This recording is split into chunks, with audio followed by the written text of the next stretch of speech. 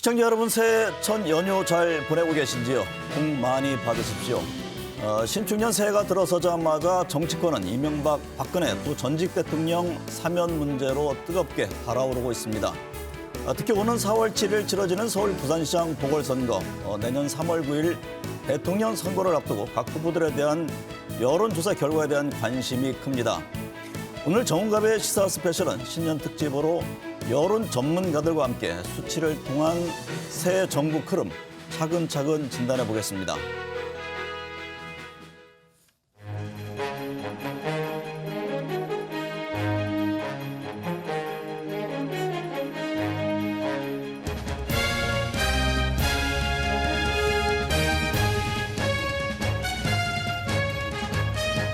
빠른 경제 회복과 코로나가 키운 불평등을 해결하는 것이 우리 앞에 놓인 또 하나의 큰 과제입니다.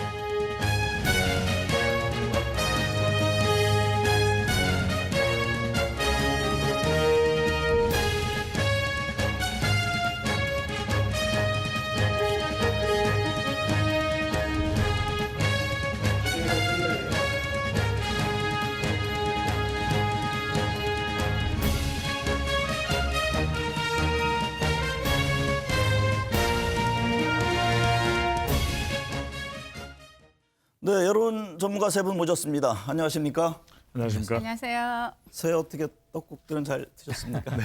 네. 새해 첫날부터 이른바 사면 정국으로 정치권은 빠져드는 모양새인데 이낙연 민주당 대표가 박근혜 또 이명박 전 대통령 이 사면 문제 이걸 대통령에게 건의하겠다 이런 얘기를 했거든요.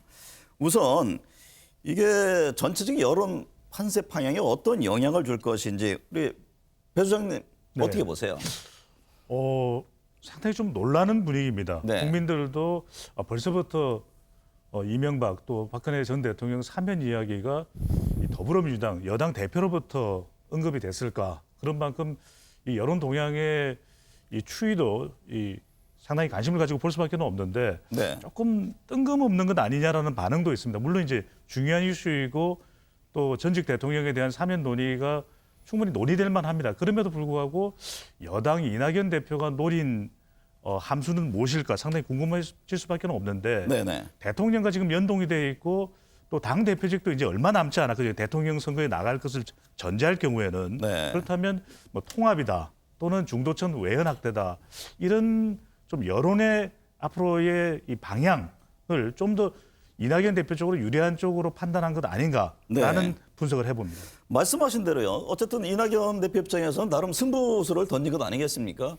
최근에 여론조사를 봐도 이재명 지사한테 좀 밀리는 지표들이 나오고 있고 뭔가 이 지사의 선명성, 대비되는 중도층 공략을 위한 것 아니냐. 예. 이 수장님은 어떤 배경에서 나왔다고 보세요?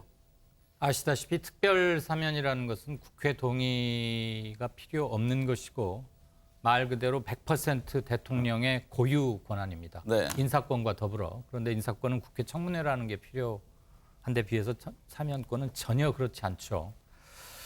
이낙연 대표로서는 뭔가 모멘텀이 필요했을 것이고 연말 연시, 1월 1일 새해 벽두 이런 것들이 갖는 상징성을 보았을 때 향후 다루어지게 될, 펼쳐질 수밖에 없는 전국의 주요 변수 중에 하나를 선점하는, 네.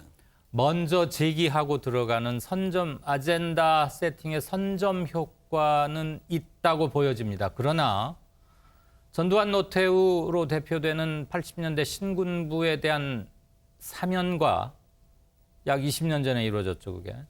그 뒤에 지금 얘기가 되는 사면은 몇 가지 점에서 좀 다르다. 네네. 우선 시민들은 그때 시민이 아니다. 네. 그래서 대단히 뜨거운 인화성 강한 폭탄이라고 할 수 있는데 아마 정치권 내에서는 물론이고 시민들의 정치적 의식도와 파워 그리고 네네. 자기 확산력이 대단히 커진 점을 감안하면 촛불을 분기점으로 해서 이게 이 대표 측의 많은 계산 끝에 던져진 수치고는 조금 진통이 예상돼야 되는 거 아닌가. 네. 그리고 선거에 꼭 좋지 않을 수도 있겠다는 생각도 좀 듭니다. 직접 이 대표가 어떤 언급을 했는지 듣고서 얘기를 이어가겠습니다.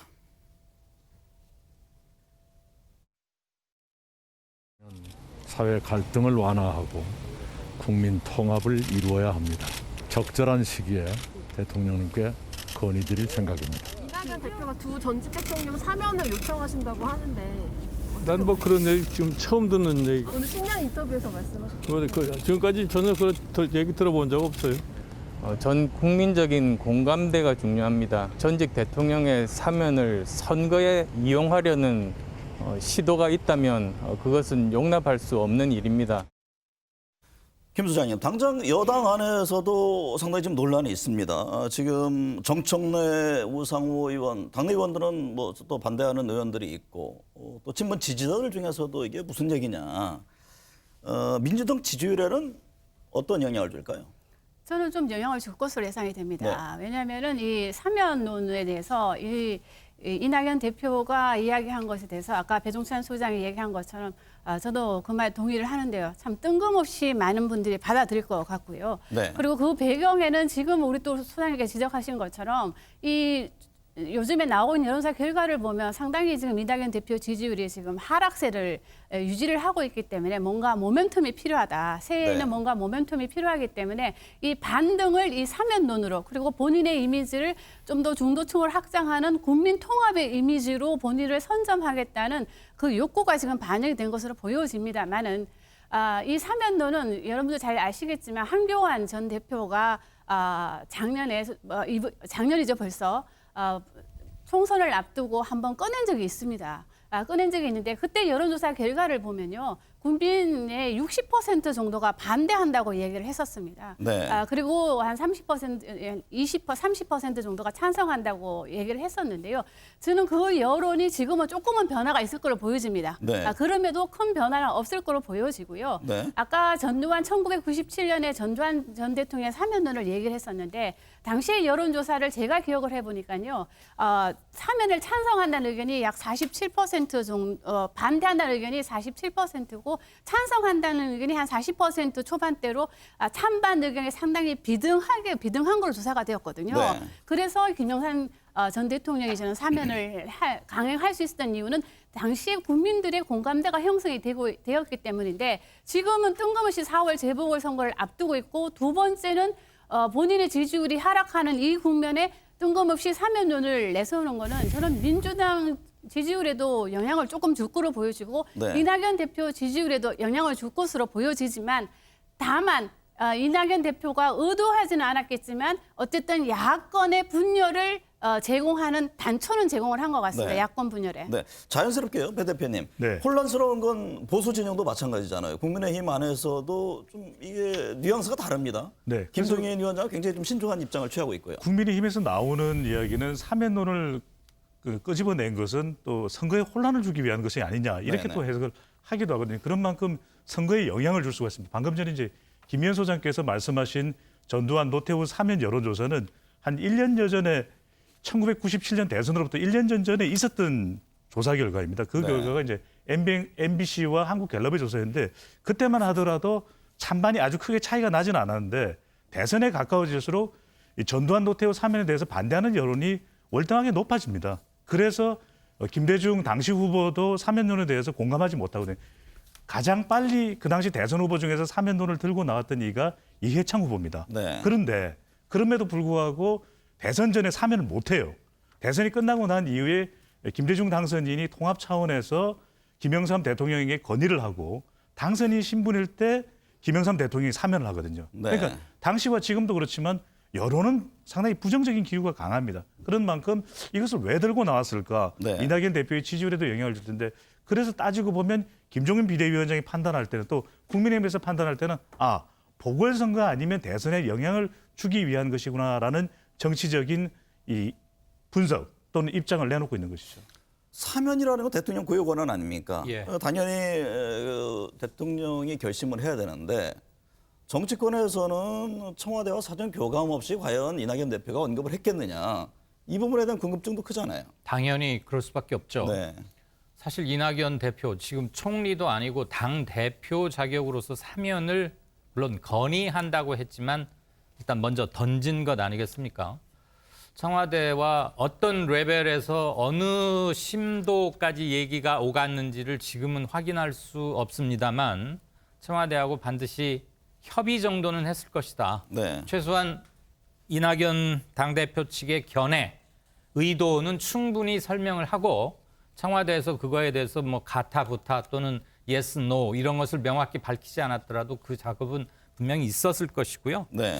전 두 가지를 말씀드리고 싶은데 우선 특별 사면이 특히 전직 대통령, 처벌받은 전직 대통령들에 대한 특별 사면이 과연 국민 통합 그리고 사회 통합에 기여하는가에 대한 문제를 한번 따져봐야 한다고 봅니다. 네. 전두환 씨로 대표되는 어땠습니까? 그 이후로 사면 이후 그의 행태 훨씬 더 사회 분열, 조장, 심화됐었고요. 국민적 분노는 들끓었습니다.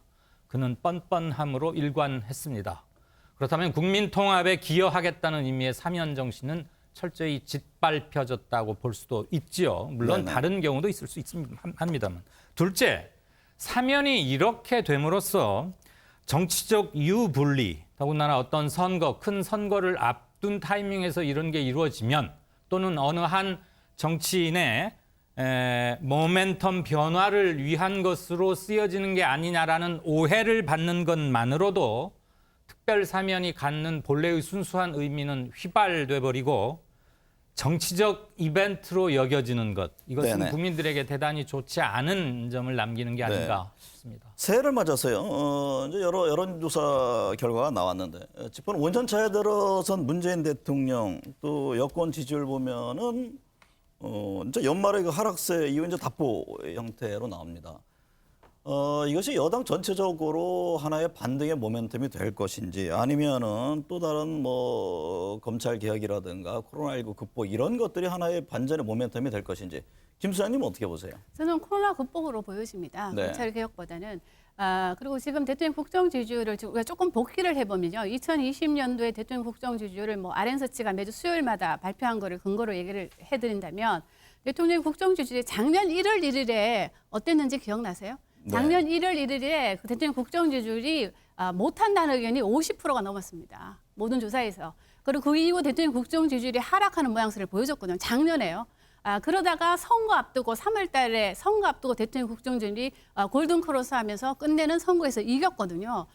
그걸 감안해 본다면 지금 대통령의 국정 지지율을 좀 살펴보면 물론 부동산 그리고 추운 갈등 이런 모든 것이 복합이 됨으로써 거기다가 코로나 재확산 이런 네네. 문제로 대통령 국정 지지율이 지금 하락하는 모양새를 보여주고는 있지만 전체적으로 이 세외 여론조사 결과를 보면 대통령 국정 지지율은 40% 초반대에서 30% 중후반대를 기록하는 걸 나오고 있거든요. 네. 저는 그런 거를 봤을 때 만약 대통령이 정부가 약속한 대로 그 지금 백신 일정에 대한 논란이 12월 달에 많았었거든요. 네. 그럼에도 불구하고 대통령이 약속한 대로 2월 달부터 백신 일정이 시작이 된다면 저는 대통령 국정 지지율은 다시 재반등할 수 있을 거로 보여집니다. 네.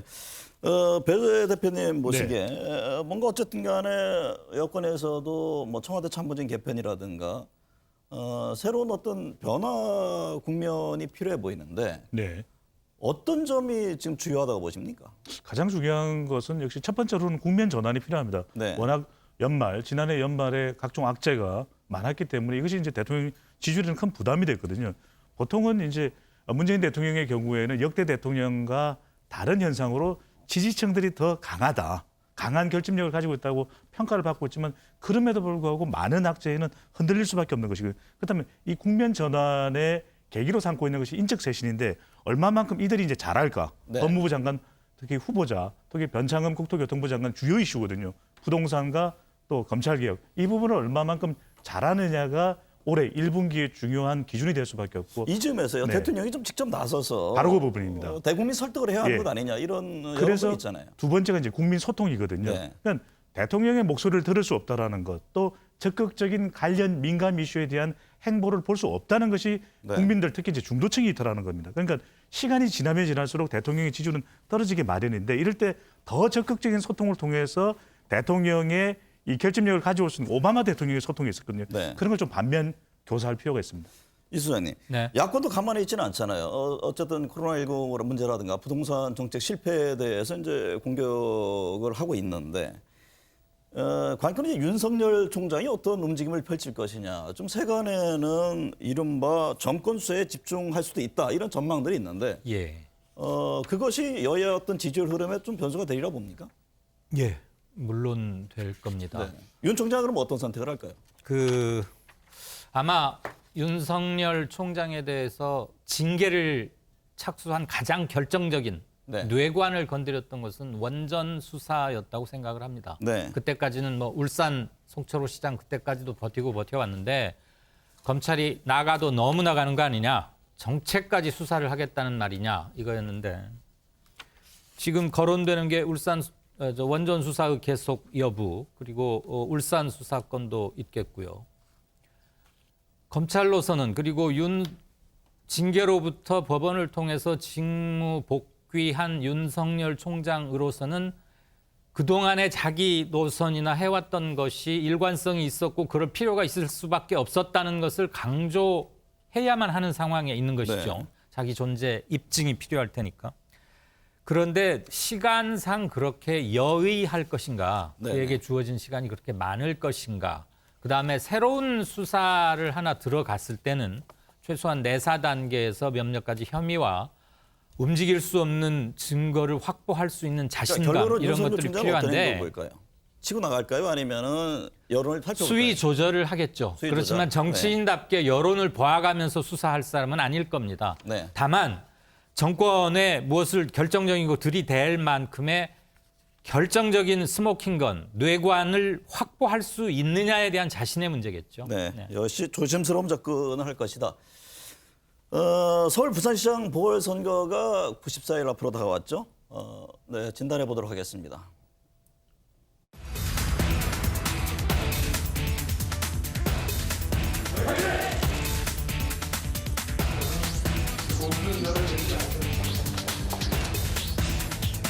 말씀에 참으로 당부스러웠습니다.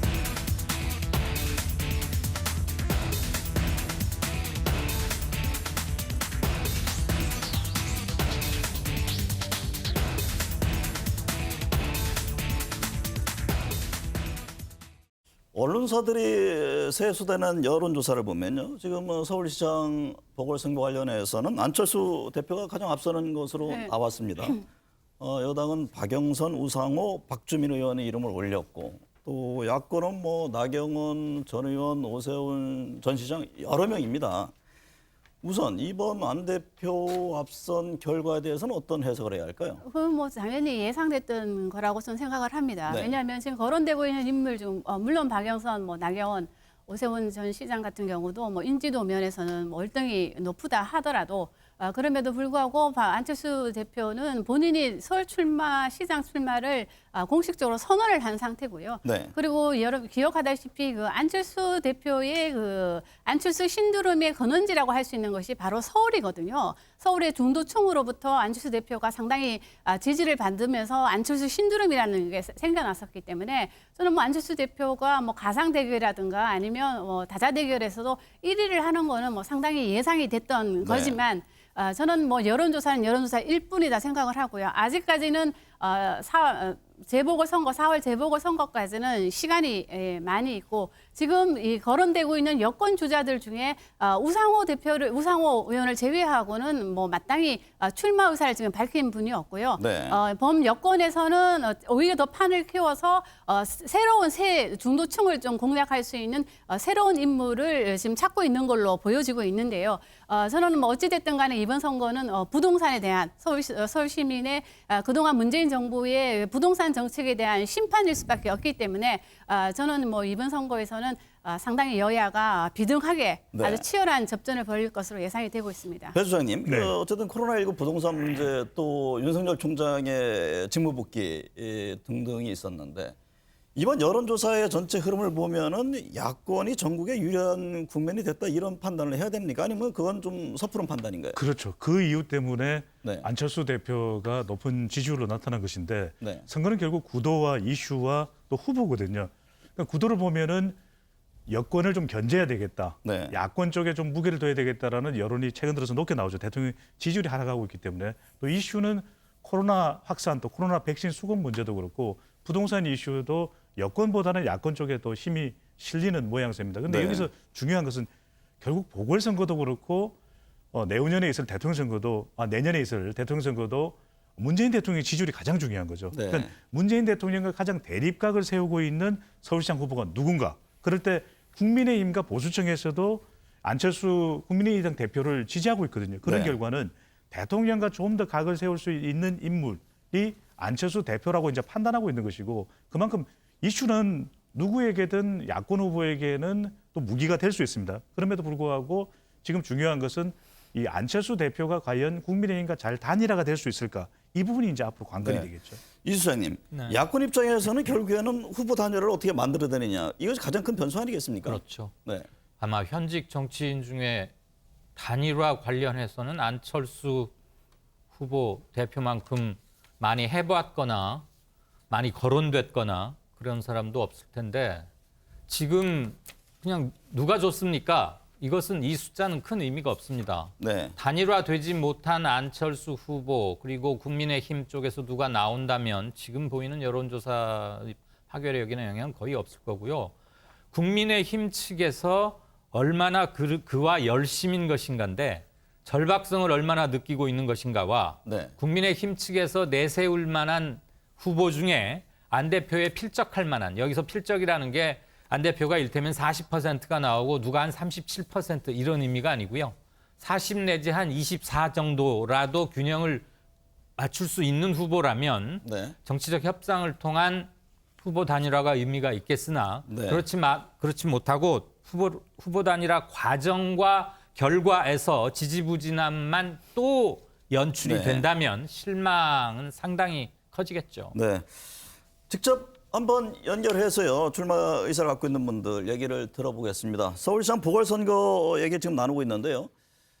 여야 후보 어떤 비전을 갖고 서울시장 꿈을 키우고 있는지 먼저 여권에서 가장 먼저 출마 입장을 밝힌 분이죠. 우상호 의원입니다. 의원님 안녕하십니까?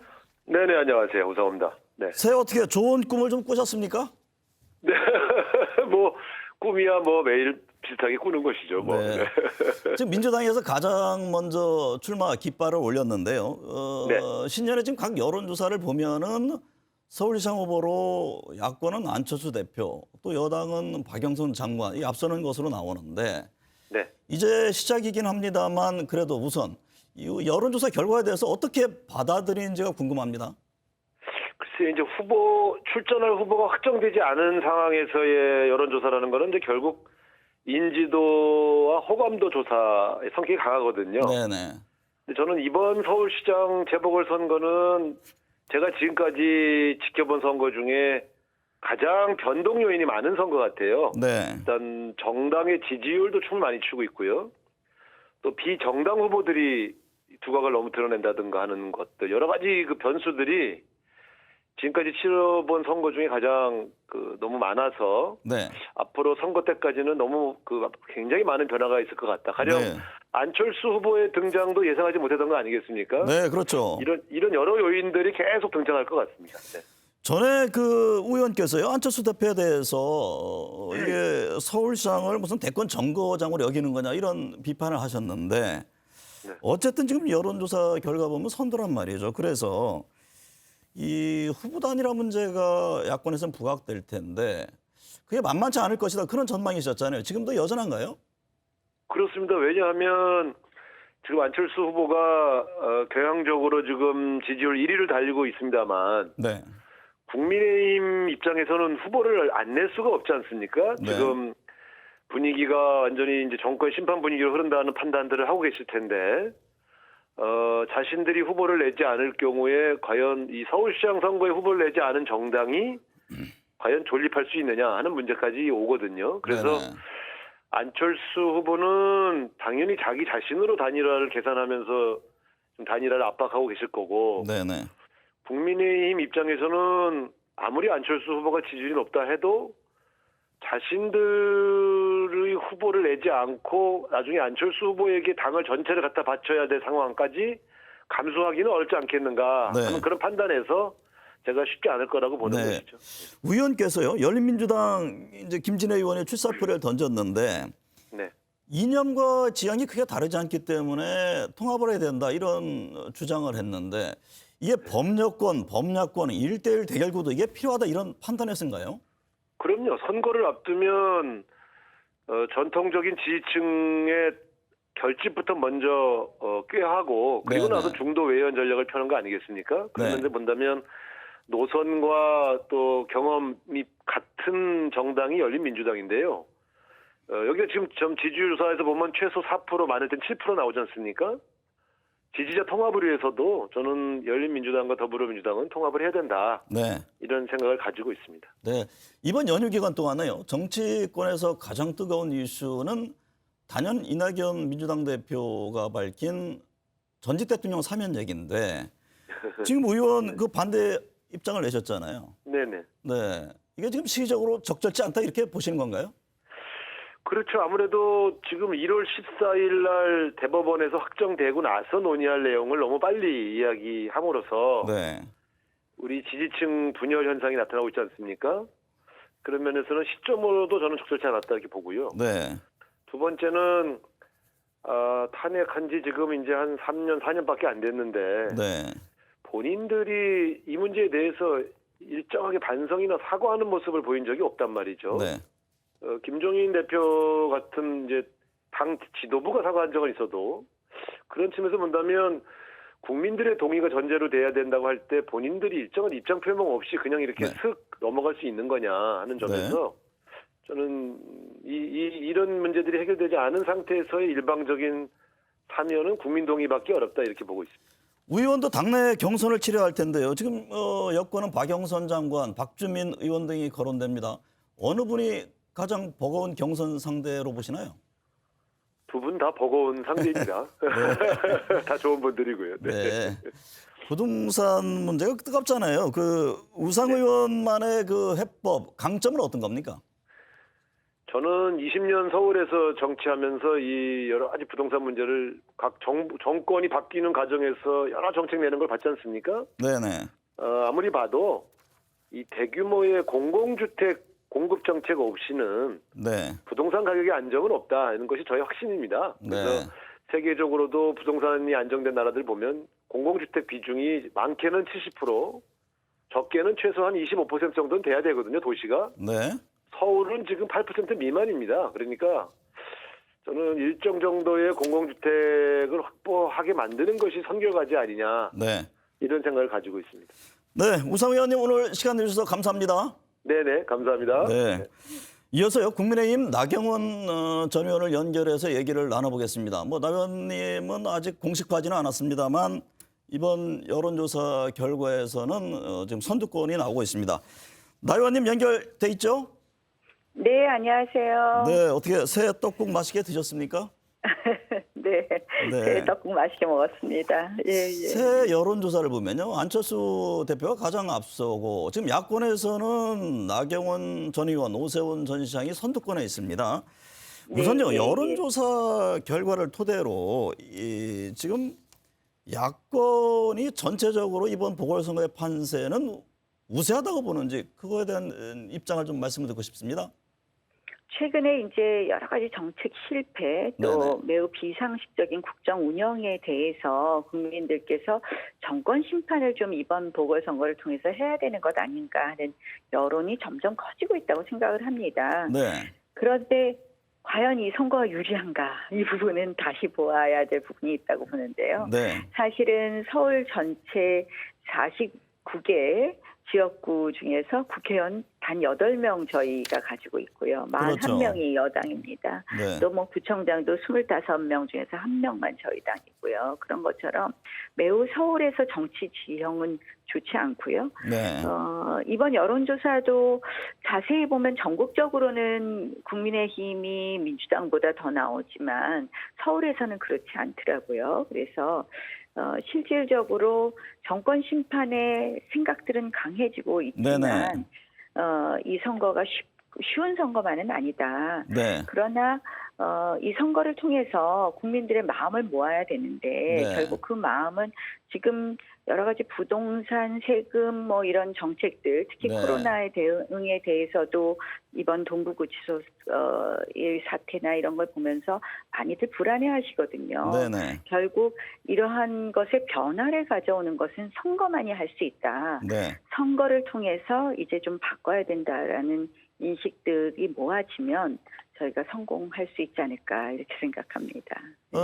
야권에서는 가장 중요한 게 어쨌든 간에 지금 안철수 대표가 출마한다고 했고 그렇다면 이제 네, 국민의힘 후보가 나올 텐데 이 단일화 문제 아니겠습니까? 그 단일화를 그렇죠. 방법을 보도 여러 가지 갑론을박이 있는데 네. 나전 의원께서는 어떤 방식이 효율적이라고 보세요? 저는 지금 이제 뭐 당에서 안철수 후보를 기다린다. 그래서 여론조사, 경선, 우리 당 경선을 좀 늦추겠다 이렇게 했습니다. 네. 근데 제가 보기에는 실질적으로 이제 이렇게 해서 우리 당이 너무 안철수 후보에 끌려가는 모습은 좋지 않다고 생각을 합니다. 네. 이렇게 일단은 뭐 당의 그 경선 뭐 이 과정은 경선 과정대로 하면서 결과적으로는 최종적으로는 안철수 후보와 단일화할 수 있도록 하는 것이 맞다. 네. 그래서 뭐 들어와서 한꺼번에 하면 좋겠지만 안 한다고 한다면 우리 당의 경선 과정을 저는 시작해야 된다고 생각을 하고요. 네. 그러나 반드시 단일화는 해야 된다고 생각을 합니다. 네. 그 단일화에 대해서는 저희가 유불리를 따지면서 경선 룰을 정할 것은 아니라고 생각을 하고요. 결국 우리 서울시장을 뽑는 거니까 100% 서울 시민 경선을 통해서 단일화를 해야 되지 않겠습니까? 네, 네. 그래서 꼭 그렇게 당 안으로 해서 들어올 필요는 없다 이런 말씀이신가요? 저희 입장에서는 당 안으로 들어오는 것이 좋지만 네네. 안철수 후보가 들어오겠습니까? 네. 과거의 행보를 보시면 저는 안 들어올 거라고 생각을 합니다. 네, 그래서 그럴 경우에는 우리는 우리대로 경선 과정을 진행해야 될 것이고요. 네네. 그리고 안철수 후보와 마지막에 결국 100% 시민 경선을 해야 되는 것 아닌가 이렇게 네네. 봅니다. 뭐 방안까지 미리 다 말씀을 해주시네요. 100% 시민 경선. 연휴 기간 때요. 정치권에서 이낙연 대표가 제안한 이명박 박근혜 두 전직 대통령 사면 문제가 뜨거웠잖아요. 네, 예. 그 여당 대표가 밝힌 전직 대통령 사면에 대해서 어떤 입장이신가요? 뭐 이제 이게 선거 앞두고 해서 참 미묘한 시기다 이런 말씀들도 많이 하시고 그런데요. 저는 사실은 인도적 측면에서 또 이런 과거의 전례에 비추어 보면 4년이나 이렇게 수감 생활을 하신 대통령은 없으셨습니다. 전직 네. 대통령은. 그래서 여러 가지 법률적인 문제를 차치하고 이제는 사면을 할 때가 되지 않았나 이렇게 생각을 네. 합니다. 서울 시민들이 부동산 문제에 관심이 크잖아요. 물론 이제 네. 출마를 전제로 한 겁니다만 우선 부동산에 대한 해법이 궁금하고 또 그에 앞서서요. 지금 저희 이 프로그램에 나와서는 조금 더 상황을 본다고 했지만 얼마 전에 국민과 다시 시작하겠다. 나경원 전 의원이 그런 입장을 냈습니다. 어떻게 출마로 이제 결심을 굳힌 겁니까? 뭐 그 SNS의 입장에서는 사실은 제가 이제 2000년은 네네. 다 털어버리고 2020년 다 털어버리고 싶다는데 아마 그게 국민들 마음하고 똑같으실 거라고 생각을 하고요. 네. 뭐 이제 안철수 후보가 나오면서 이 서울시장 경선에 대한 야권에 대한 이 관심이 높아진 그런 컨벤션 효과에 대해서는 굉장히 환영합니다. 네네. 그러나 이제 뭐 실질적으로 그 안철수 후보의 지난 10년의 행보를 보면 과연 이 정말 아름다운 결과까지 갈 수 있을까 걱정이 많이 되는 부분이 있습니다. 그래서 네네. 더 깊이 고심하고 있습니다. 네. 나경원 의원님 오늘 시간 내주셔서 감사합니다. 예, 고맙습니다. 네. 예. 두 분 얘기를 들어봤는데요. 배 수장님, 결국에는 이제 안철수 대표 같아요. 네. 어떤 변수가 더 있을까요? 가장 큰 변수는 단일화겠죠. 네네. 과연 앞서 나경원 전 의원도 이야기를 한 대로 김종인 비대위원장은 아직도 시큰둥한 반응이거든요. 네. 입당을 하려는데 입당을 받아들이기가 참 안철수 대표로서는 쉽지 않을 겁니다. 그런 만큼 과연 어떤 형식의 단일화가 되느냐 그리고 깨지지 않는 단일화 결과 수용이 가장 중요할 것으로 보이고 다른 이슈는 과연 뭐 부동산 이슈도 그렇고 코로나 뭐 백신 또 방역과 관련해서 어떤 식의 또 단일화 토론이라든지 네네. 이런 형식을 취할지가 또 중요해 보입니다. 그 네. 관련해서 제가 한 말씀 좀 보태고 싶은데요. 당의 체질이나 당의 분위기 그리고 의사 결정 과정이 굉장히 중요하다고 봅니다. 네네. 국민의힘의 당 분위기나 당을 이끌어가는 작동 원리 그리고 당내 민주주의가 어느 정도 돼 있나 네. 당원들의 발언권이 얼마나 강화돼 있는지 이런 것들에 따라서 이를테면 단일화 방법을 두고 안철수 측 대리인 한두 명과 국민의힘 뭐 대표 한두 명이 만나서 밥 먹으면서 몇 번 얘기하고 뭐 이거저거 양보하고 그렇게 잘 되어 간다면 큰 문제가 없겠지만 네네. 이건 욕심과 욕심이 부딪히는 거거든요. 네. 조절이 잘 안 됩니다. 그럴 때 당 지도부라고 하는 사람들의 당 장악력이 문제가 될 텐데 얼마나 한쪽에서 양보할 건 결단을 내리고 이게 잘 되지 않았을 때 당원들이 실질적인 네네. 정치적 영향력을 행사함으로써 당을 어느 한쪽으로 견인해 갈 만한 자생력이 있느냐.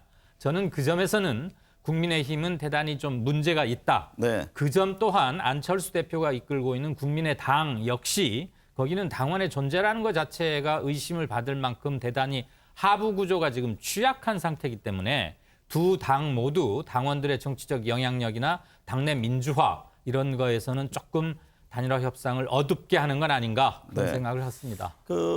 지금 관련 내용이 있는데 듣고선 말씀을 이어가겠습니다. 선거 승리가 제일 중요한 기준이고 그리고 또 선거 승리를 하기 위해서는 그 한 정당만으로는 힘들고 아니 나는 국민의힘에서 가장 적합한 후보를 만들어내는 것이 내 책임이지 밖에서 이러고 저러고 얘기하는 사람하고 난 관심이 없어요. 그건. 김종인 위원장의 언급을 어떻게 해석을 해야 됩니까? 저는 뭐 당 대표로서는 뭐 옳은 얘기라고 보여집니다. 네. 그러니까 당이라는 것은 아까 말씀하신 당원 중심이기 때문에요. 일단은 4당의 후보를 내는 게 저는 매우 중요하다고 보여지고요. 네. 이번 서울시장 선거에서 우리가 간과하지 말아야 되는 가장 큰 변수는요. 저는 투표율이라고 생각합니다. 투표율이요? 네, 왜냐하면은 재보궐선거는 워낙 투표율이 낮기 때문에 지금 서울 유권자가 한 840만 명 정도 되는데요.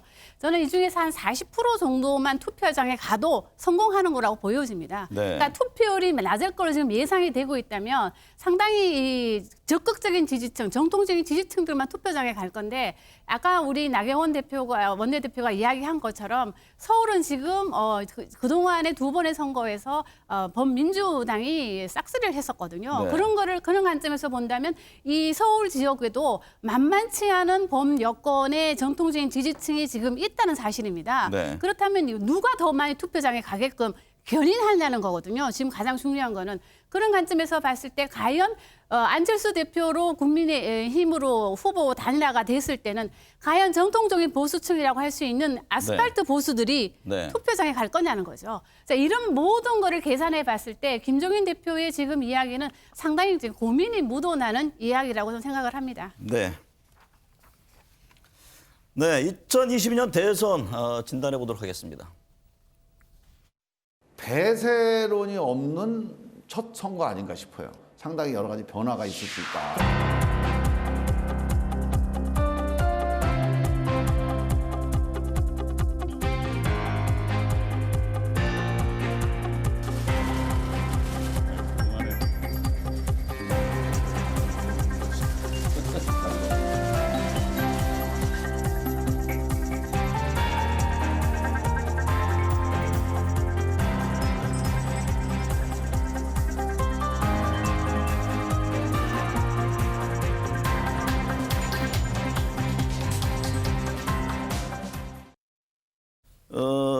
김 소장님, 네. 어제까지 나온 새 각 언론사가 한 여론조사를 보면요. 네. 10곳 중에서 8곳에서 이재명 경기지사가 1위로 나왔습니다. 지금 두 곳에서는 윤석열 총장이 1위로 나왔는데 이번 여론조사 전체적인 추이를 우선 어떻게 봐야 합니까? 뭐 이재명 지사가 이렇게 이제 뭐 많은 곳에서 1위를 한 것은 역시 위기에 강한 정치인이라는 면모가 돋보였기 때문이라고 저는 생각을 합니다. 네. 코로나 제3차 재확산 속에서 먼저 좀 치고 나가는 모양새를 보여주고요. 그런 거를 감안해 봤을 때 상당히 이제 위기에 강하다는 정치인에 대해서 국민들이 상당히 좀 호감을 느낀 것 같고요. 네. 이전에 나왔던 조사 결과를 보더라도 이재명 지사의 호감도가 가반이 넘는 걸로 조사가 됐습니다. 상당히 이제 뭐 갈목한 성장을 지금 이루었다고 보여지고요. 네. 반면에 이낙연 대표는 상당히 하락하는 모양새를 보여주고 있고요. 그 하락세가 멈추지를 않고 있다는 사실입니다. 전통적인 지지층에서도 뭐 지지율이 하락하고 있지만 이 소위 이낙연 대표의 그 텃밭이라고 할 수 있는 호남도 본다면요. 네. 광주와 전남과 전북에서 지지하는 후보가 전부 다 다르다는 사실입니다. 네. 그러니까 호남 자체, 호남에서도 물론 높은 지지를 받고 있는 것은 사실이지만 정세균 총리가 또 상당히 호남에서는 또 치고 나오고 있는 모양새를 보여주고 있거든요. 네. 그런 거를 감안해 봤을 때 지금 이낙연 대표가 연초에 사면론을 꺼낸 거 상당히 이해되는 부분이 있는 것 같습니다. 배 대표님, 네. 각 후보별로 좀 살펴보면요. 처음 시작은 이제 이낙연 대표의 독주였다가 또 중반에는 이낙연, 이재명, 양강구도. 신년 조사를 보면은 지난 연말부터는 또 윤석열 총장 이른바 삼강구도라는 표현들을 하는데 우선 궁금한 것이요. 이 구도가 언제까지 유지될 것이냐. 대선까지 계속 간다고 봅니까? 대선까지 가지 않겠죠. 네. 그리고 무엇보다도 이런 차기 대선 구도가 나오게 된 가장 큰 이유는 대통령 지지율 영향이 가장 큽니다. 네. 대통령과 연동돼 있는 이낙연 대표의 경우에는 대통령 지지율이 내려가니까 이 대표의 지지율도 내려가거든요. 근데 반면에 이재명 지사의 경우에는 좀 반사 이익도 얻고 있는 겁니다. 지금 민감한 이슈, 검찰 이슈, 그리고 또 인사 이슈 이런 것과 관련해서는 경기지사이기 때문에 좀 거리를 두고 있기 때문에 반사 이익을 얻고 있죠. 네. 또 가장 중요한 것이 역대 경기지사들도 대선 후보로 거론되긴 했지만 경기도민들이 선택하는 대선 후보 1위로 오른 적이 없어요. 네. 그런데 이재명 지사는 자기 지지층을 강력하게 결집하는 바로 경기도민이라고 하는 강력한 지역 기반이 나타나고 있다는 것. 또 하나가 이 중도 외연이거든요. 그러니까 이슈 파이팅을 계속해서 이른바 사이다라고 불리면서 과감한 사이다라고 인식되면서 뭐 지역 화폐, 또 기본소득, 재난 지원금도 마찬가지고 이렇게 해서 또 이재명 지사의 경우에는 지지율을 얻어가는 건데 또 대통령 지지율이 내려오니까 윤석열 총장의 지지율은 더 올라갑니다. 네. 그런데 지금 이제 이른바 추윤 갈등은 거의 일단락 되는 상황이고 또 이낙연 대표도 대선에 나간다 그러면 이제 얼마 남지 않았거든요. 그러니까 네. 보궐선거가 차기 대선 지형에 줄 영향이 향후 또 코로나 관련해서도 가장 크다. 그렇다면 적어도 3월과 4월을 기점으로 해서는 다시 한 번 더 요동칠 가능성이 있다. 그렇다면 이제 여권 내에서는 궁금한 것이 두 사람이 아니라면 제3의 후보는 누구일까? 네. 또 야권에서는 윤석열 총장의 대선 출마 여부는 참 우리가 단정짓기 어렵거든요. 그런 만큼 국민의힘 후보 중에서는 4월 이후 누가 부각될지가 가장 중요한 포인트라고 볼 수 있습니다. 판세를 변화할 수 있는 그런 계기는 있다 이렇게 보시는 건데. 그렇죠. 네. 지금 어쨌든 이재명 지사 같은 경우에는 여론조사가 저렇게 앞서 나오면은 물론 보궐선거 판세를 좀 본 이후에 결정을 하겠습니다만 출마 공식화하는 걸 좀 앞당길 가능성 그건 어떻게 보세요? 그렇지는 않아 보입니다. 네. 왜냐하면 지금 대선 구도에서 어떤 후보도 한 조사 결과는 윤석열 총장이 거의 30% 초반까지 나와 있습니다만 이건 뭐 향후에 달라질 수 있는 상황이거든요. 가장 네. 중요한 것은 지금 어떤 후보도 문재인 대통령 지지율이 하락했지만 문 대통령 지지율보다 높은 차기 대선 후보는 없습니다. 네. 그런 만큼 문재인 대통령의 지지율이 상당히 기준이 될 수밖에 없다. 보궐선거 이후에 문 대통령의 지지율이 계속해서 복원이 되느냐, 회복이 되느냐, 아니면 35% 이하, 30% 미만까지 내려가느냐, 이 기준이 적용될 수 있기 때문에 보궐선거가 중요한 또 한 번의 분기점이 된다고 봐야 되겠죠. 이 소장님, 네. 여론조사를 어떤 방식으로 하냐에 따라 좀 다릅니다. 자동답으로 한 여론조사를 보니까 리얼미터하고 RN서치죠. 여기에서는 윤석열 총장이 1위를 했습니다. 네. 수치를 놓고 보면은 보수 중도층을 기반으로 했지만 진보층까지 확정하는 것 아니냐 또 이 한편에서 이렇게 보는데 차제 이 해석에 동의를 하십니까? 차제 그 관련해서 시청자 여러분들께 좀 분명히 하나 말씀을 드려두고 싶은데요. 네. 리얼미터로 대표되는 ARS, 그러니까 기계하고 대답하는 거죠. 그거는 사람들이 조금 꺼려하는 점이 일단 많다는 특성이 또 있고요. 네. 또 하나는 신원 확인을 하는데 마땅한 방법이 없다는 단점이 있습니다. 이를테면 귀하는 남성이십니까? 이랬을 때 여잔데도 남성이라고 답할 수도 있고요. 네. 그걸 걸러낼 장치는 하나도 없습니다. 세 번째, 뭐 나이 이런 걸 속일 수도 있고요. 그래서 미국 CNN 같은 데서는 ARS 방식은 너무 정직성에서 의심을 받을 수 있고 그걸 교차 확인할 수 있는 방법이 적기 때문에 네네. 과학성이 조금 떨어지는 것 아니냐. 그래서 우리는 보도하지 않겠다. 그런 뭐 내부 독트린을 발표한 적도 있긴 합니다만 반면에 ARS 방식이 좋은 점이라고 할 수 있는 건 이건 있죠. 이른바 shy.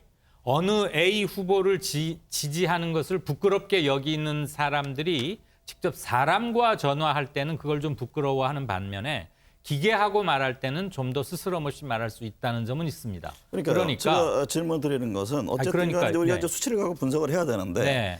진보층까지 확장했다라는 그 해석에 대해서 동의하십니까? 썩 동의하진 않고요. 네. 저희 한국 사회 여론조사의 그동안의 리서치의 흐름을 쭉 보아오면 네네. 이낙연 대표는 높은 데서 출발했기 때문에 그걸 특별하게 유지하거나 치고 올라가지 상승시키지 않는 한 점진적 하락세는 충분히 예상이 되어 왔던 것이고요. 네. 지금으로부터 정확히 1년 전 2020년 1월 달에 이낙연 대표의 지지율은 40% 정도였습니다. 당시 이재명 후보는 5.5%였어요. 그러니까 그에게는 올라가는 일만이 남았던 것이죠. 또 하나 두 가지만 더 말씀드리고 싶은데 아까 서울시장 얘기를 하면서 뭐 투표율이 낮을 것이다. 저는 이번에는 결코 그렇게 보지 않습니다. 네. 굉장히 역사적으로 중요한 의미를 갖고 있는 선거인데다가 선거가 열리게 된 까닭도 그러하고 선거판 자체도 그렇고 나오는 면면들이 큽니다. 오케이. 그래서 굉장히 네. 높아질 것이고 대선 후보 역대 대선에서 경기지사를 역임한 사람이 별 스코어 좋은 것을 내지 못했다. 이런 것은 전혀 의미를 갖지 못하는 과거에 그것도 한두 번의 경험에 불과한 것일 따름입니다. 네네. 우리가 대선을 몇 번이나 치러봤다고 서울시장 출신 한 번 되고 경기도 출산 한 번 없다고 뭐 약점이 있다. 그런 것은 전혀 네네. 정치적 의미를 부과할 필요가 없는 대목이 아닌가 싶습니다. 윤 총장이 대선 정치에 참여할지 여부 아직 이제 불투명하잖아요. 그렇죠. 이제 앞서 그 보궐선거에 있어서는 좀 야권 단일화가 가장 큰 변수가 될 것이다 이런 진단들을 하셨는데 김 수장님 어떻게 보세요? 저는 윤석열 총장이 상당히 고민을 할 것 같아요. 왜냐하면 지금 나오고 있는 여론조사 결과를 보면 인간 윤석열은 검찰총장 윤석열이 아닌 인간 윤석열은 좀 고민을 할 것 같아요. 네. 본인이 이게 정통적인 지지층으로부터 이렇게 지지를 받고 있는 사실에 대해서도 욕심은 날 것 같고 주위에서도 좀 나가보는 게 어떻겠냐 이야기하시는 분도 저는 있을 거라 예상이 됩니다. 그럼에도 불구하고 지금 나오고 있는 여론조사 결과는 범야권의 뚜렷한 주자가 없는 상황이기 때문에 문재인 정권을 심판해야겠다는 어떤 그 보수층의 열망이 이 지금 윤석열 총장을 통해서 지금 투사된 거거든요. 네. 그렇다면 윤석열 총장도 이 지지율을 대선까지 유지하기 위해서는 본인이 문재인 대통령과 대항하는 모양새를 보여준다는 거죠. 네. 아까 우리 소장님 말씀하신 것처럼 원전 수사를 통해서 뭔가 스모킹건을 문재인 정권에 충격을 타격을 줄 수 있는 어떤 스모킹건을 던진다든가 뭐 이런 것이 좀 있다면은 뭐 이 지지율이 유지될 수는 있겠지만 지금 나오고 있는 여론조사 결과만 가지고 윤석열 총장이 대선에 뛰어들어서 상당히 네. 높은 지지율을 받을 거라고 생각하지는 저는 않습니다. 윤 총장 출마 여부에 가장 중요한 것은 네. 갈등이 지속되느냐일 것입니다. 그 갈등이 지속돼야만 지지 기반의 동력도 생기는 것이거든요. 서초동 대검찰청 앞에 화환을 갖다 두는 이유는 그만큼 충돌 상황에서 국민의힘 또 보수 지지층들은 윤 총장이 힘이 실렸다는 것인데 대선 후보로서는 조금 다릅니다. 대선 네. 후보는 역량도 검증돼야 됩니다. 그리고 또 하나는 본인의 대권 의지도 필요합니다. 윤 총장이 대권 의지 가질 수 있죠. 하지만 대통령 후보로서 안보, 외교, 경제, 또 사회, 통합 이런 분야까지 아우르는 것은 또 다른 검증의 잣대가 필요한 것이고 또 하나 중요한 것은 임기는 이제 7월 말까지 갈 가능성이 상당히 높아졌습니다. 네. 갈등이 있든 없든. 그럼 그때까지 지지층들이 계속 지지하느냐 그 여부가 중요한데 국민의힘도 대선 후보를 내야 되거든요. 네. 그런 만큼 국민의힘 쪽으로 또 이 보수층의 이 시각 전환이 이루어지고 평가 전환이 이루어질 가능성도 상당히 높기 때문에 네. 갈등이 지속될지 여부가 가장 중요한 기준으로 보입니다. 여권은 여전히 이제 3후보론 얘기를 하는데요. 지금 정세균 총리, 이광재 의원, 김경수 지사, 김두관 의원 등등이 지금 얘기가 됩니다. 정세균 총리가 총리직에 물러나서 대권에 도전할 것이다. 이런 얘기들이 계속 나오는데 윤석열 총장 관련해서요. 왜 본인 이름을 빼달라고 하지 않느냐 여론조사에서 그 얘기를 했습니다. 예. 한번 듣고서 얘기를 이어가겠습니다. 지금은 대선 주자라기보다는 총리다. 총리의 책무가 너무 막중한 상황에 현재 코로나 이겨야 되죠. 민생 챙겨야 되죠. 또 코로나 이후에 대한민국을 준비하는 일을 제가 해야 되잖아요.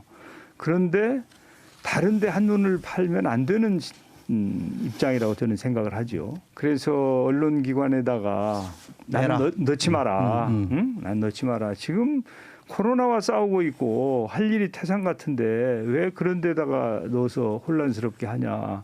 그랬는데 가끔 또 그 사람들이 넣는 경우가 있더라고요. 아니 근데 총리도 그렇게 하시는데 검찰총장은 왜 그렇게 못해요?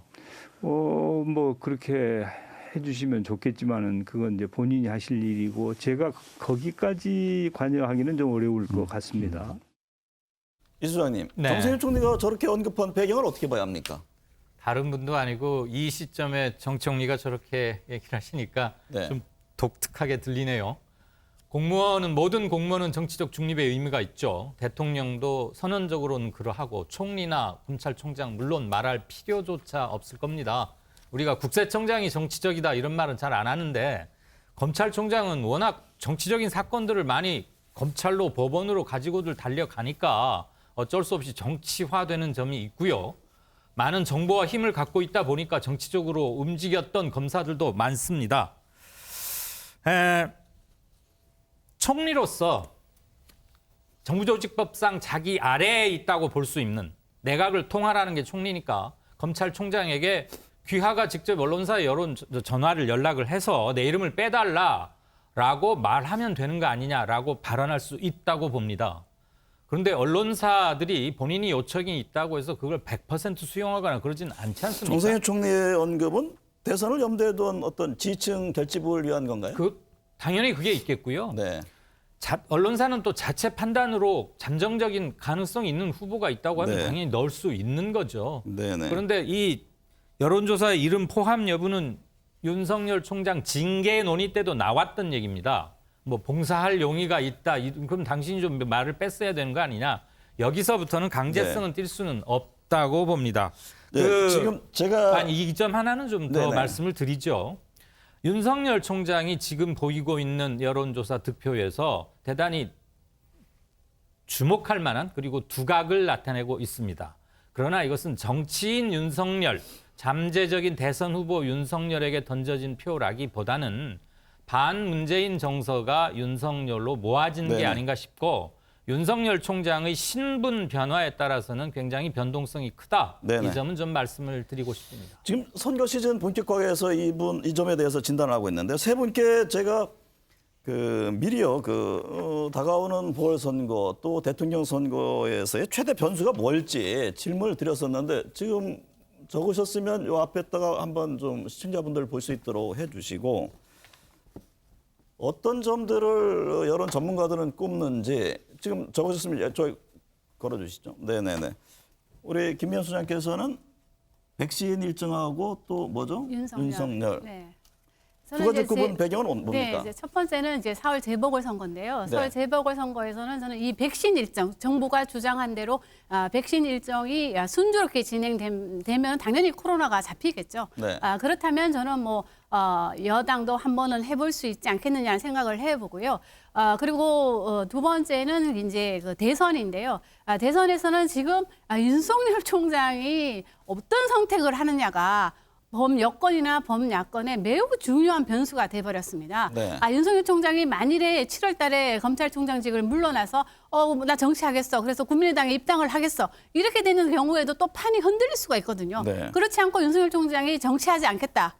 본인은 그냥 봉사할 기회만 찾겠다. 이런 식으로 정치권에서 정치권 들어올 의사가 없다고 했을 때는 그럼 윤석열 총장을 지지했던 그 지지율은 과연 누구에게 향할 것인가 하는 거죠. 네. 그래서 지금은 저는 다음 차기 대선에는 윤석열 총장이 7월 이후에 어떤 선택을 하느냐에 따라서 차기 대선은 상당히 판이 흔들릴 걸로 역시 보여집니다. 코로나와 윤석열 그렇죠. 총장이다 이런 진단이신데 배 대표님은 네. 보선 대선의 최대 변수는 뭡니까?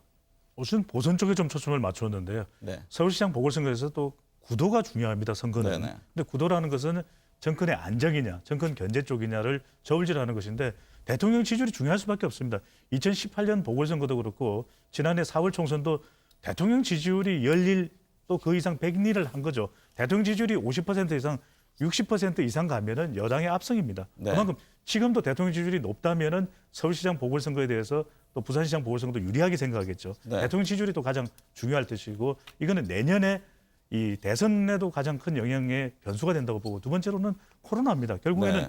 문재인 대통령의 지지율을 지난해 높게 유지했던 이유는 전반기 그렇게 했던 이유는 바로 또 코로나에 대한 평가였거든요. 네. 그런데 이제 백신으로 옮겨가면서 상당히 대통령 지지율에도 부정적인 영향도 받고 있는 상황. 코로나 백신이 얼마만큼 빨리 수급될 수 있냐. 마지막으로는 부동산 이슈입니다. 서울시장은 부동산이 결정한다는 이야기가 나오고 있는 만큼 어느 역대 선거도 부동산 이슈가 이렇게까지 영향을 준 적은 없었는데 네네. 내년도에 재산세 또 종합부동산세가 결정되면 유권자에게 직접적인 영향을 주거든요. 그런 만큼 서울시장 선거의 투표율도 높아진다는 전망도 나오고 있는 만큼 영향을 줄 것으로 보입니다. 이 소장님은 어떤 점을 꼽으세요? 촛불 정신 확립 네.